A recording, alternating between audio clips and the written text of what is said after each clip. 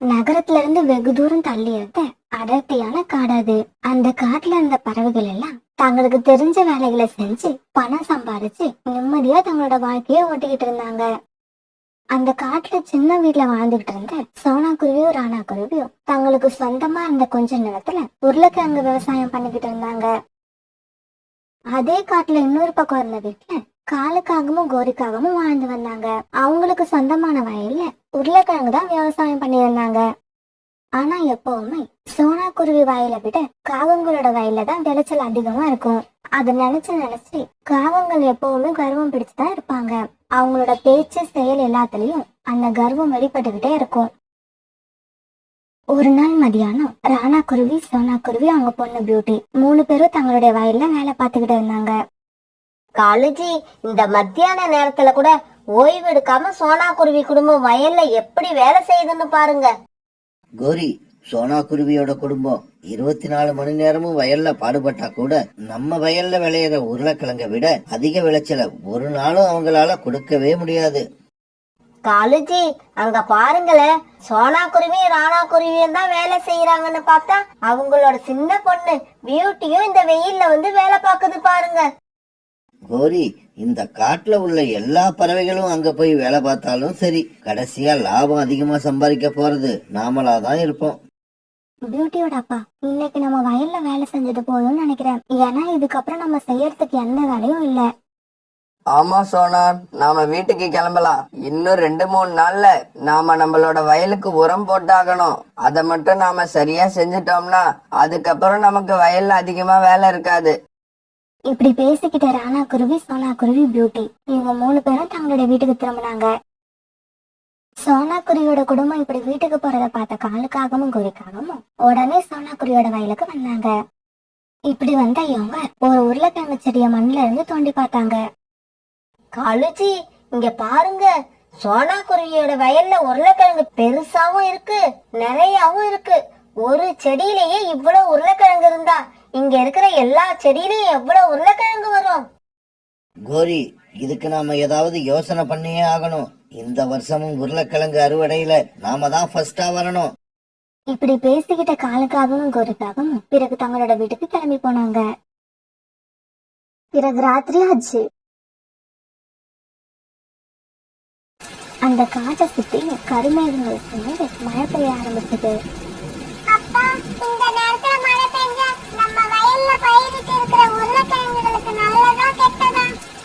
Beauty, இப்படியே மழை பெஞ்சு நம்ம வயல்ல தண்ணீர் தேங்கி நின்னுடுச்சுன்னா நாம பயிரிட்டு இருக்க உருளைக்கிழங்கு எல்லாம் அழுகி போயிடும்.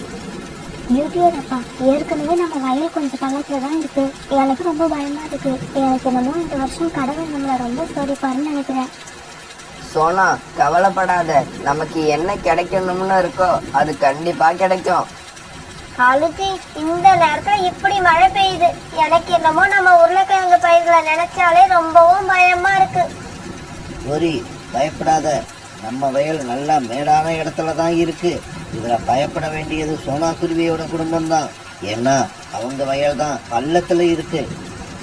காலுஜி, அப்படின்னா இது நாம சந்தோஷப்படக்கூடிய விஷயம்தான். சீக்கிரமா வாங்க, நம்ம வயலுக்கு போய் நம்ம வயல்ல உள்ள நீரையும் சோனா குருவி வயலுக்கு போற மாதிரி செஞ்சிருவோம்.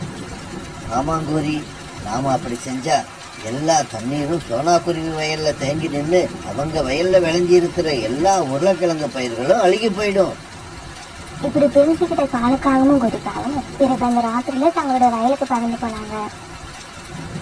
காலுக்காகவும் கோரிக்காகவும் தங்களோட வயல தேங்கி நின்ற எல்லா நேரமும் சோனாக்குருவி வயலுக்கு போற மாதிரி செஞ்சாங்க. கொஞ்ச நேரத்துல சோனாக்குருவி வயல் முழுக்க தண்ணீரால நனைஞ்சு விளைஞ்சது. இதுக்கப்புறம் மழை விட்டா கூட சோனா குருவி தன்னோட வயல்ல பயிரிட்ட உருளைக்கிழங்கு பயிர்களை அறுவடை பண்ணி அதுல லாபம் சம்பாதிக்கவே முடியாது. இப்படி பேசிக்கிட்ட காலுக்காகவும் கோரிக்காகவும் பிறகு தங்களோட வீட்டுக்கு பறந்து போனாங்க. மறுநாள் பொழுது விடிஞ்சிச்சு. மறுநாள் காலையில மழை சுத்தமா விட்டு இருந்தது. காலையில தங்களோட வயலுக்கு போன ராணா குருவியும் சோனா குருவியும் தங்களுடைய வயல்ல இருந்த நிலைமைய பார்த்து ரொம்பவும் அதிர்ச்சியானாங்க. அவங்க வயல் முழுக்க தண்ணீரால நிரம்பி வழிஞ்சது. பியூட்டியோட அப்பா, என்ன இது, நம்ம வயல் பூரா தண்ணி தேங்கி நிக்குது. நம்மளோட உருளைக்கிழங்கு பயிர்கள் எல்லாம் இந்நேரம் அழுகி போயிருக்கும். சோனா, மழையும் அவ்வளவு அதிகமா பெய்யல, அப்புறம் எப்படி நம்மளோட வயல்ல இவ்வளவு தண்ணி தேங்கி நிக்குதுன்னு எனக்கு ஒண்ணுமே புரியல. இப்படி பேசிக்கிட்ட ராணா குருவி, சோனா குருவி, பியூட்டி 3 பேரும் அழ ஆரம்பிச்சாங்க. கோரி கோரி, அங்க பாரு, சோனா குருவி மட்டும் இல்ல, அவங்க குடும்பமே அழுதுகிட்டு இருக்கு. காலுஜி, அவங்க வயல்ல நிக்கிற தண்ணீரோட இவங்க 3 பேரோட கண்ணீரும் போய் சேர்ந்தா எப்படி இருக்கும்னு கொஞ்சம் யோசிச்சு பாருங்க. கோரிக்காகம் இப்படி சொல்ல பிறகு 2 காகங்களும் ரொம்ப சந்தோஷமா சிரிச்சாங்க. சோனா குருவியோட வயல்ல இப்படி தண்ணீர் தேங்கி நிக்கிறத கேள்விப்பட்ட புறா, ரீட்டா கிளி, ரோனி குருவி இவங்க எல்லாம் சோனா குருவியோட வயலுக்கு வந்தாங்க. சோனா, உங்க வயல்ல இப்படி நடக்கும்னு நான் நினைச்சு கூட பார்க்கல. புறாண்ணா, உங்களுக்கே தெரியும், எங்க குடும்பமே பகல் பூரா இந்த வயல்ல நின்னுதான் வேலை செய்யறோம். எங்களோட உழைப்பெல்லாம் இப்படி வீணா போகும் நான் நினைக்கவே இல்லை. புறா, அறுவடைக்கு இன்னும் 2 நாள் தான் இருக்கு. இந்த சமயத்துல இப்படி நடந்ததை என்னால தாங்கிக்கவே முடியல. இப்படி சொன்ன ராணா குருவி அழ ஆரம்பிச்சது. ராணா, சோனாவுக்கு ஆறுதல் சொல்ல வேண்டிய நீயே இப்படி அழுதுகிட்டு இருந்தா உனக்கு யார் ஆறுதல் சொல்றது?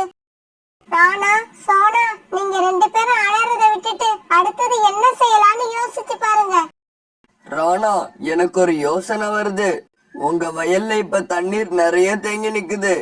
இந்த மாதிரி தண்ணீர் தேங்கி நிக்கிற வயல்ல நீங்க நெற்பயிர் பயிரிட்டீங்கன்னா விளைச்சல் ரொம்பவும் நல்லா இருக்கும். என்கிட்ட நெற்பயிரோட நாத்துக்கள் நிறைய இருக்கு.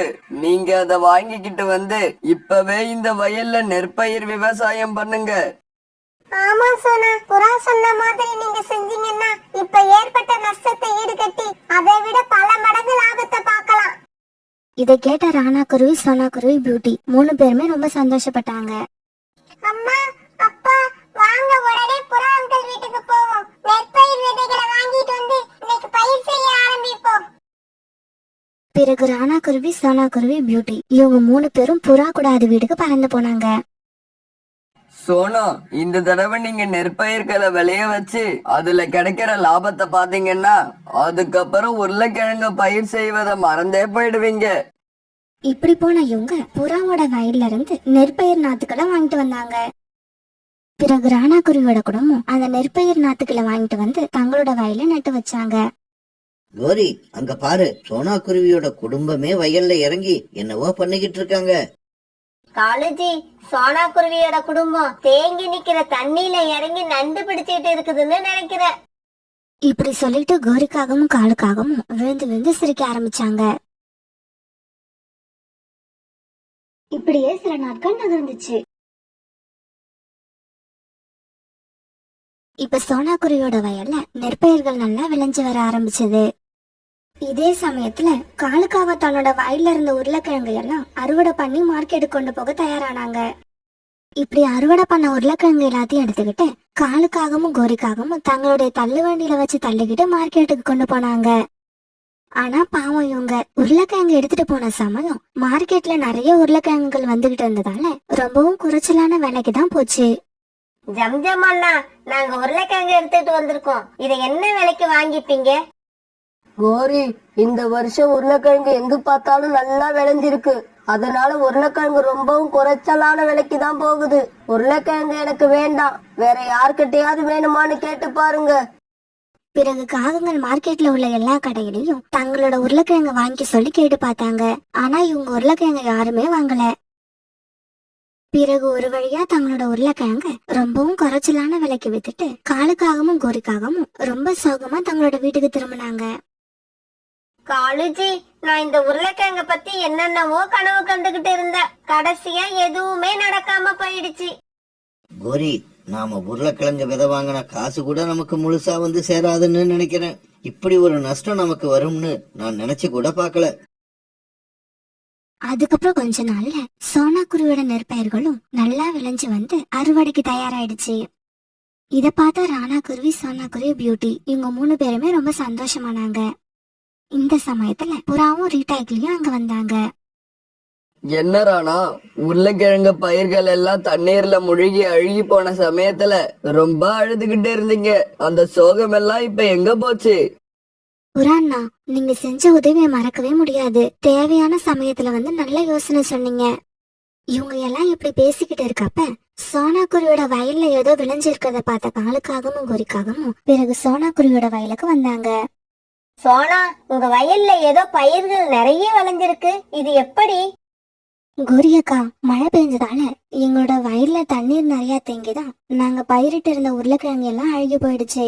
இருந்தாலும் நெற்பயிர்களை விளைவிக்க தண்ணீர் நிறைய தேவை. அதனால நாங்க அந்த சந்தர்ப்பத்தை பயன்படுத்தி எங்களோட வயல்ல தேங்கி நின்ன தண்ணீர்ல நெற்பயிர்களை விளைவிச்சோம். அந்த நெற்பயிர்களும் இப்ப நல்லா விளைஞ்சு வந்திருக்கு.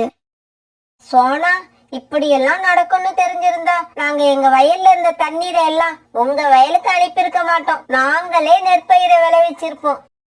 இப்படி சொன்ன கோரிக்காகவும் காலுக்காகவும் ரொம்ப சோகமா அந்த இடத்தை விட்டு பறந்து போனாங்க. சோனா, பாத்தியா? நம்ம வயல்ல தண்ணீர் தேங்கி நின்னதுக்கு காரணமே இந்த காகங்கள் தான். அந்த உண்மை இப்ப காகங்கள் வாயாலேயே வந்துருச்சு. ராணா, சோனா, நீங்க 2 பேரும் இதுக்கப்புறம் தான் ஜாக்கிரதையா இருக்கணும். இந்த நெற்பயிரை நீங்க எப்ப அறுவடை பண்ண போறீங்க? புறாண்ணா, நாளைக்கு காலையிலேயே நாங்க அறுவடை ஆரம்பிச்சிடலான்னு இருக்கோம். அப்படின்னா இன்னைக்கு ராத்திரி நீங்க ரொம்பவும் ஜாக்கிரதையா இருக்கணும். ரீட்டா, நாமளும் இன்னைக்கு ராத்திரி இங்க வந்து சோனா குருவியோட வயலை காவல் காப்போம். ஆமாம் புறா, காகங்கள் இந்த நெற்பயிர்கள் அழிக்க என்ன வேணாலும் பண்ணுவாங்க. பிறகு ராத்திரி ஆச்சு. காலுஜி, சோனா குருவியோட வயல்ல விளைஞ்சிருக்கிற நெற்பயிர்களை பார்த்ததுல இருந்து என்னோட நெஞ்சு நிம்மதி இல்லாம தவிக்குது. கோரி, நான் மட்டும் என்ன சந்தோஷமாவா இருக்கேன்? நாளைக்கு காலையில அவங்க எப்படி இருந்தாலும் பயிர்களை அறுவடை பண்ணிடுவாங்க. அது நடந்துருச்சுன்னா அவங்க பணக்காரங்க ஆவறதை யாராலும் தடுக்க முடியாது. காலுஜி, விடியறதுக்குள்ள நம்ம ஏதாவது பண்ணி ஆகணும். ஏன் இப்படி செஞ்சா என்ன? நாம இப்பவே போய் அந்த விளைஞ்சிருக்கிற நெற்பயிர்களை எல்லாம் தீ வச்சு கொளுத்திடுவோம். இப்படி யோசிச்ச காலுக்காகவும் கோரிக்காகவும் பிறகு ஒரு தீப்பந்தத்தை எடுத்துக்கிட்டு சோனா குருவியோட வயலை நோக்கி பறந்து போனாங்க. இப்படி போன இவங்க சோனா குருவி வயலுக்கு பக்கத்துல போய் உட்கார்ந்தாங்க. அந்த தீப்பந்தத்தை என்கிட்ட கொடு, நான் போய் இந்த நெற்பயிர்களுக்கு தீ வச்சிட்டு வரேன். இல்ல காலுஜி, அந்த பொன்னான வேலைய நான் என்னோட கைகளால தான் செய்யணும். காகங்கள் இப்படி பேசிக்கிட்டு இருக்காத மறைஞ்சிருந்து எல்லா பறவைங்களும் பாத்துக்கிட்டு இருந்தாங்க. சரி சரி, எல்லாரும் வாங்க. இதுக்கப்புறம் இந்த காகங்களை நாம பேச விடக்கூடாது. பிறகு எல்லா பறவைங்களும் காகங்கள் மேல பாய்ச்சி அவங்கள அடிக்க ஆரம்பிச்சாங்க. விட்டுருங்க, எங்களை விட்டுருங்க. நாங்க எதுவும் செய்யல, சும்மா வேடிக்கை பார்க்க தான் வந்தோம். ஆமா ஆமா, நாங்க வேடிக்கை பார்க்க தான் வந்தோம். எங்களை நம்புங்க, எங்களை விட்டுருங்க, எங்களை அடிக்காதீங்க, எங்களால வலி தாங்க முடியல. இப்படி எல்லா பறவைங்களும் சேர்ந்து காலுக்காகத்தையும் கோரிக்காகத்தையும் ஆத்திரம் தீர அடி பின்னி எடுத்தாங்க. என்ன காலு, கோரி 2 பேரும் எதுக்கு இங்க வந்தீங்க? விளைஞ்சிருக்க நெற்பயிர்களுக்கு தண்ணீர் ஊத்திட்டு போலான்னு வந்தீங்களா? இதுக்கப்புறம் உங்க பார்வை கூட எங்க வயல்ல விழக்கூடாது. அப்படி பாத்தீங்க 2 கண்ணையும் நோண்டி எடுத்துடுவோம். இப்படி எல்லா பறவைங்க கிட்டயும் அவமானப்பட்ட காலுக்காகவும் கோரிக்காகவும் பிறகு அந்த இடத்தை விட்டு பறந்து போனாங்க. மறுநாள் ராணா குருவி, சோனா குருவி, பியூட்டி இவங்க 3 பேரும் சேர்ந்து தங்களுடைய வயல் பூரா அறுவடை செஞ்சு முடிச்சாங்க. பிறகு அந்த நெற்பயிர்களை மார்க்கெட்டுக்கு கொண்டு போய் அதிக விலைக்கு வித்தாங்க. அதுல வந்த லாபத்தை வச்சு அவங்களோட குடும்பம் ரொம்பவும் நல்ல நிலைமைக்கு வந்தது. சோனா, நாம உருளைக்கிழங்கு பயிர் பண்ணிருந்தா கூட நமக்கு இந்த அளவுக்கு லாபம் வந்திருக்காது. ஆமா பியூட்டியோட அப்பா, லாபம் வந்தது மட்டும் இல்ல, நம்ம இந்த வருஷம் முழுக்க சாப்பிட தானியங்களும் நம்ம கிட்ட இருக்கு.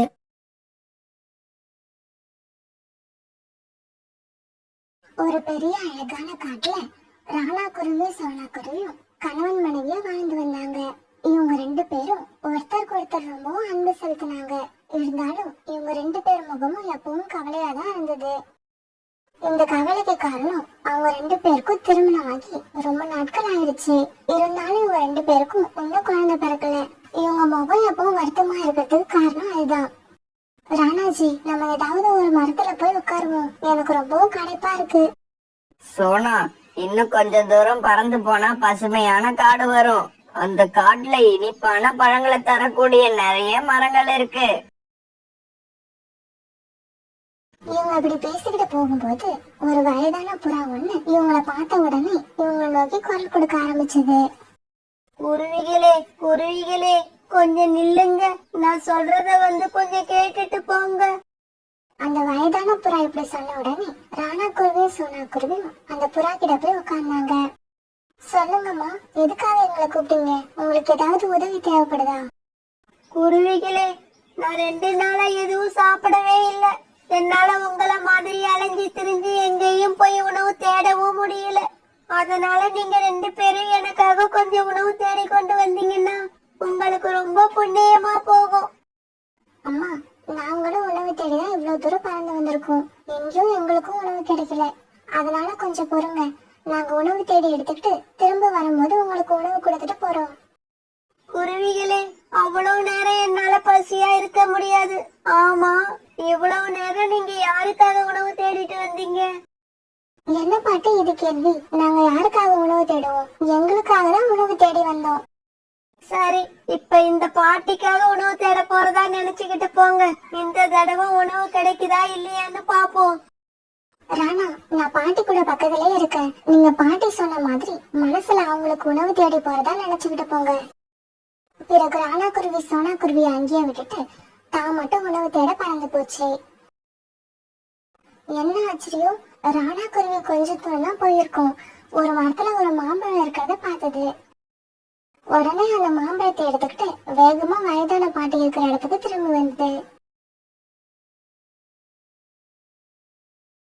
ராணாஜி, என்ன இது இவ்வளவு சீக்கிரமா திரும்பி வந்துட்டீங்க? அதுவும் இனிப்பான மாம்பழங்களை வேற கொண்டு வந்திருக்கீங்க. இது உங்களுக்கு எங்க இருந்து கிடைச்சது?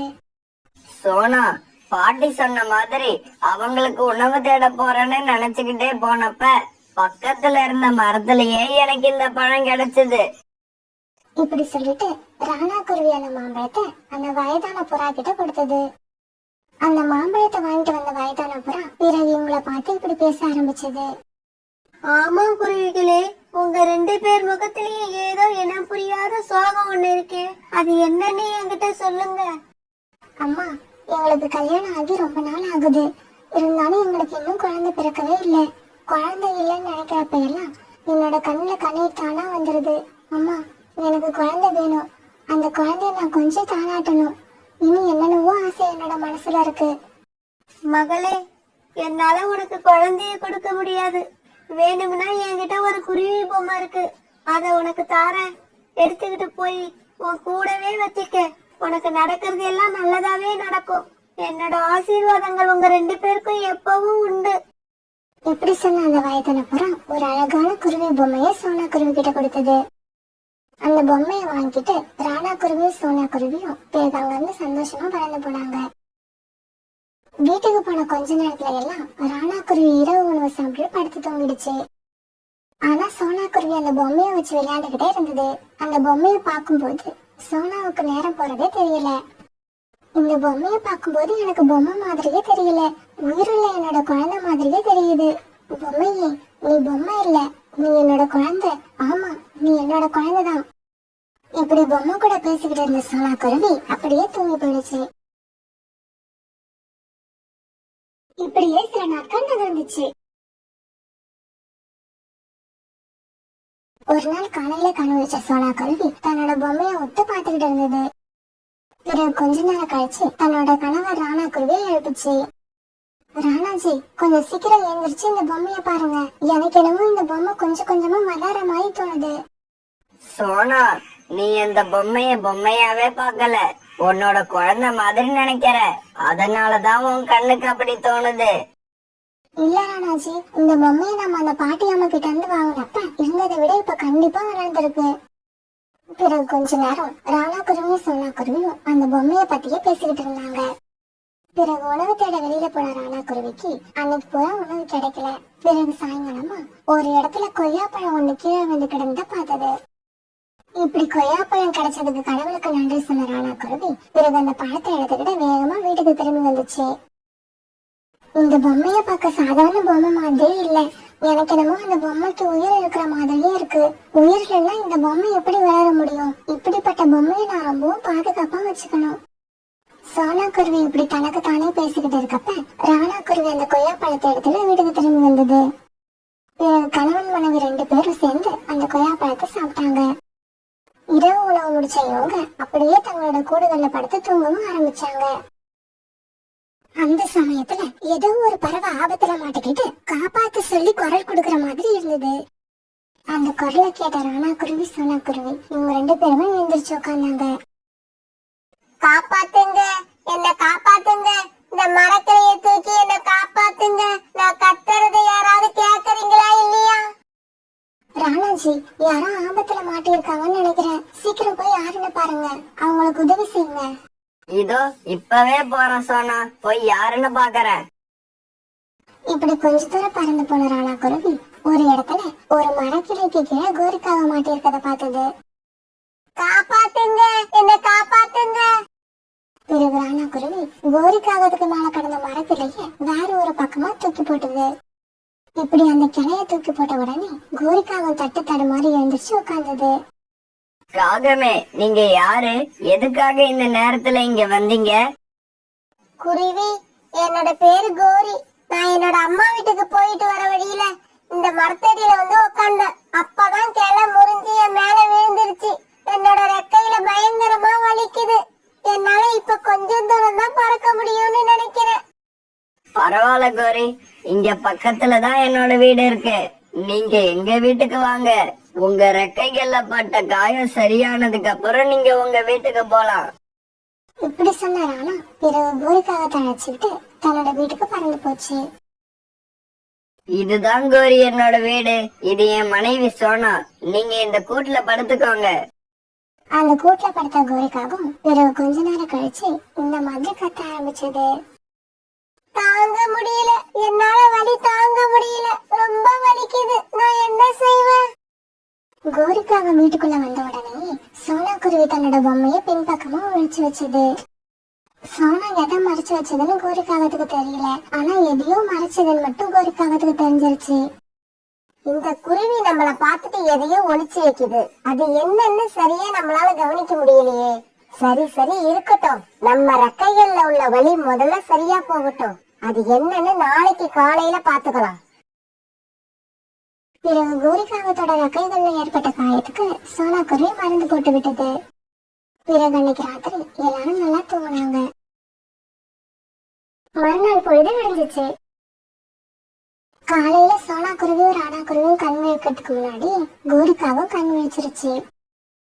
ராத்திரி சோனா குருவி நம்ம கிட்ட இருந்து எதையோ மறைச்சது. ஆனா அது என்னன்னு தெரியல. அது எங்கதான் வச்சிருக்கோம்? இப்படி யோசிச்சுக்கிட்டு இருந்த கோரிக்காவும் சோனா படுத்திருந்த கூட்டுல இருந்த பொம்மைய பாத்துருச்சு. ஓஹோ, இந்த பொம்மையதான் நம்ம கிட்ட இருந்து மறைச்சு மறைச்சு வச்சுதா? அப்படி மறைச்சு வைக்கிற அளவுக்கு இந்த பொம்மையில என்னதான் இருக்கு? ஒன்னும் புரியலையே. இப்படி யோசிச்சுக்கிட்டே அந்த பொம்மைய பாத்துக்கிட்டு இருந்த கோரி இப்ப அந்த பொம்மை கண் சிமிட்டுறத பாத்துச்சு. இத பார்த்த கோரிக்காகத்துக்கு ஆச்சரியம் தாங்கல. உடனே தாவி போய் அந்த பொம்மைய கையில எடுத்துக்குச்சு. என்ன இது, இந்த பொம்மை கண் சிமிட்டுது? ஆச்சரியமா இருக்கே. இப்படி ஒரு பொம்மையை இது வரைக்கும் நான் பார்த்ததே இல்ல. கோரியோட சத்தத்தை கேட்ட ராணா குருவி சோனா குருவி இவங்க 2 பேருமே இப்ப கண் விழிச்சு எந்திரிச்சிட்டாங்க. கோரிக்காவும் கையில தன்னோட பொம்மை இருக்கிறத பார்த்த உடனே ரொம்பவும் கோபமான சோனா குருவி அந்த பொம்மைய தான் பக்கம் எடுத்துக்கிச்சு. யார கேட்டுக்கிட்டு இந்த பொம்மைய நீங்க கையில எடுத்தீங்க? போங்க வெளியில. இதுக்கப்புறம் நீங்க இந்த வீட்டுல இருக்க கூடாது. சோனா இந்த அளவுக்கு கோவப்படுதுன்னா இந்த பொம்மையில ஏதோ ஒரு ரகசியம் இருக்கணும். ஏதாவது பிளான் பண்ணி இந்த பொம்மையை எடுக்காம நம்ம இங்க இருந்து போகவே கூடாது. இப்படி பிளான் பண்ணட கோரிக்காவும் தன்னோட ரெக்கைகள்ல இன்னும் வலி இருக்கிற மாதிரி நடிக்க ஆரம்பிச்சது. ஏன் சோனா என் மேல இந்த அளவுக்கு கோவப்படுற? பொம்மை பார்க்க அழகா இருந்துச்சுன்னு கையில எடுத்து பார்த்தேன். இது ஒரு தப்பா? அதுவும் இல்லாம என்னோட ரெக்கைகள்ல இன்னும் வலி அதிகமா இருக்கு. என்னால சரியா பறக்க கூட முடியாது. இந்த சமயத்துல என்ன வீட்டை விட்டு வெளியே போன்னு சொல்ல உனக்கு எப்படிதான் மனசு வந்தது? கோரியோட பேச்ச உண்மைன்னு நம்பின ராணா குருவி கோரிக்காகத்துக்கு சப்போர்ட் பண்ணி பேச ஆரம்பிச்சது. ஆமா சோனா, ரொம்ப அழகா இருக்கேன்னு கையில எடுத்து பாத்திருக்காங்க. வேற ஒண்ணும் இல்ல. அவங்க ரெக்கைகள் சரியாகிற வரைக்கும் வீட்டுல இருக்க அனுமதிப்போம். இதுக்கு போய் நீ இவ்வளவு கோவப்படுறது தப்பு. ராணா இப்படி சொன்ன உடனே சோனாவும் மௌனமா இருக்க கோரிக்காவும் மறுபடியும் தன்னோட கூட்டுல வந்து படுத்துடுச்சு. இப்படி வந்து படுத்த கோரிக்காக்கும் அந்த பொம்மையை எப்படி தூக்கிட்டு போறதுன்னு யோசனை பண்ணிக்கிட்டே இருந்தது. கொஞ்ச நேரம் கழிச்சு ராணா குருவி உணவு தேட வெளியில கிளம்பிச்சு. ராணாஜி, உணவு தேடிட்டு சீக்கிரமா வந்துருங்க. எனக்கு என்னமோ இன்னைக்கு மனசு சரியில்லை. கவலைப்படாத சோனா, தைரியமா இரு. உனக்கு துணைக்கு தான் வீட்டுல கோரி இருக்காங்களே, அப்புறம் நான் கூட சீக்கிரமா திரும்பி வர முயற்சி பண்றேன். இப்படி சொன்ன ராணா குருவி விட்டு விட்டு பறந்து போச்சு. பிறகு பொம்மையை தூக்கிட்டு கொஞ்ச நேரம் அப்படியும் இப்படியும் சுத்திக்கிட்டு இருந்த சோனா குருவி தூக்கம் வர மாதிரி இருக்கவே பொம்மையை தன் நெஞ்சோட அணைச்சுக்கிட்டு தன்னோட கூட்டுல வந்து படுத்துடுச்சு. தூங்குறாப்புல நடிச்சுக்கிட்டு இருந்த கோரிக்காகவும் அப்பப்ப கண் விழிச்சு சோனா குருவி என்ன பண்ணுதுன்னு நோட் பண்ணிக்கிட்டே இருந்தது. இப்படி படுத்த சோனா குருவி நல்லா தூங்கிடுச்சு. இந்த சந்தர்ப்பத்துக்காக காத்திருந்த கோரிக்காகவும் மெதுவா கூட்டுல இருந்து எழுந்து உட்கார்ந்து சோனா குருவியை கூப்பிட்டு பார்த்தது. சோனா சோனா. கோரிக்காவை இப்படி சத்தம் கொடுத்தும் சோனா குருவி எழுந்திருக்கவே இல்லை. இதனால கோரிக்காவை மெதுவா தாவி தாவி சோனா குருவி கூட்டுக்கு பக்கத்துல போச்சு. இப்படி போன கோரிக்காவும் சோனா குருவி நெஞ்சு மேல இருந்த பொம்மையை தூக்கிக்கிச்சு. பிறகு கோரிக்காவும் சோனா குருவி வீட்டை விட்டு வெளியில பறந்து போச்சு. எதிர்பாராத விதமா அந்த நேரத்துல ராணா குருவி உணவு தேடி எடுத்துக்கிட்டு வீட்டுக்குள்ள வர கோரிக்காகவும் ராணா குருவியும் நேருக்கு நேர் மோதி கீழே விழுந்துட்டாங்க. இந்த சத்தத்துல சோனா குருவி எந்திரிச்சிச்சு. இந்த சமயத்துல அந்த குருவி பொம்மை கோரிக்காகத்தோட ரெக்கைக்குள்ள இருக்கிறத சோனா குருவி ராணா குருவி ரெண்டு பேருமே பார்த்துட்டாங்க. அவங்களுக்கு வந்த கோபத்துல கோரிக்காகத்தை அடிக்கடி எடுத்துட்டாங்க. அடிக்காதீங்க, தயவு செய்து அடிக்காதீங்க, என்னை விட்டுருங்க. நான் இனிமே இந்த பக்கமே வர மாட்டேன். என்னை உயிரோட விட்டுருங்க. கோரி அக்கா, உயிருக்கு போராடிக்கிட்டே இருந்த உங்களை காப்பாத்தி வீட்டுக்கு கொண்டு வந்து வச்சா எங்க வீட்லயே இப்படி தேட்ட பாக்குறீங்க. உங்களுக்கு எல்லாம் மனசாட்சி இல்லையா? சோனா, இப்படி திருடுறது தப்புன்னு எனக்கும் தெரியுது. இருந்தாலும் அந்த பொம்மை கண் சிமிட்டுச்சு. அத நான் பார்த்தேன். அதனாலதான் ஆச்சரியப்பட்டு அந்த பொம்மையை திருடுறதுக்கு முயற்சி பண்ணினேன். என்னது, இந்த பொம்மை கண் சிமிட்டுச்சா? ஆமா, அந்த பொம்மை கண் சிமிட்டுச்சு. நான் பார்த்தேன். அது சாதாரண பொம்மை இல்ல. இப்படி சொல்லிட்டு அடி வாங்கின கோரி அழுதுகிட்டே இந்த இடத்தை விட்டு கிளம்பி போச்சு. பிறகு ரொம்ப நேரத்துக்கு ராணா குருவியும் சோனா குருவியும் கோரி செஞ்ச காரியத்தை பத்தியே பேசிக்கிட்டு இருந்தாங்க. ராணாஜி, அந்த கோரி இந்த பொம்மை கண் சிமிட்டுச்சு அப்படின்னு சொல்றது ஆச்சரியமா இல்ல? இந்த பொம்மை கண் சிமிட்டு நீங்க பாத்திருக்கீங்களா? இல்ல சோனா, நான் பார்த்தது இல்ல. இந்த பொம்மை கண் சிமிட்டுற மாதிரி அந்த கோரி கற்பனை பண்ணிருக்கும்னு நினைக்கிறேன். அப்படிதான் இருக்கும் ராணாஜி. ஏன்னா எல்லாரையும் விட நான் தான் இந்த பொம்மையை அதிக நேரம் பாத்துக்கிட்டே இருக்கேன். ஆனா இந்த பொம்மை கண் சிமிட்டி நானே இது வரைக்கும் ஒரு தடவை கூட பார்த்ததே இல்ல. இப்படி பேசிக்கிட்டே இருந்த ராணா குருவியும் சோனா குருவியும் பிறகு தங்களோட கூட்டுல படுத்து தூங்க ஆரம்பிச்சாங்க. இவங்க இப்படி படுத்து கொஞ்ச நேரம் தான் இருக்கும். யாரோ கூப்பிடுற மாதிரி சத்தம் கேட்ட சோனா குருவி மெதுவா கண் விழிச்சு பார்த்தது. அம்மானு யாரோ கூப்பிடுற சத்தத்தை கேட்ட சோனா குருவி அவசரமா எழுந்து தன்னுடைய கூட்டுல உட்கார்ந்தது. என்ன ஆச்சரியம், அந்த பொம்மைக்கு உயிர் வந்து இப்ப குருவியா மாறி இருந்தது. அந்த குருவிதான் சோனாவை பார்த்து அம்மா அம்மான்னு கூப்பிட்டுக்கிட்டே இருந்தது. இத பார்த்த சோனா குருவிக்கு ஆச்சரியம் ஒரு பக்கம், ஆனந்தம் ஒரு பக்கம். உடனே தாவி ஓடி போய் அந்த குருவியை தூக்கி தன்னோட நெஞ்சோட அணைச்சுக்கிச்சு.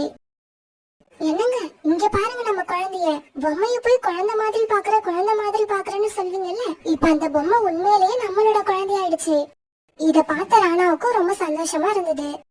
அதுக்கப்புறம் அந்த வீட்டுல ராணா குருவியும் சோனா குருவியும் தங்களோட குழந்தை கூட ரொம்ப சந்தோஷமா தங்களோட காலத்தை கழிச்சாங்க.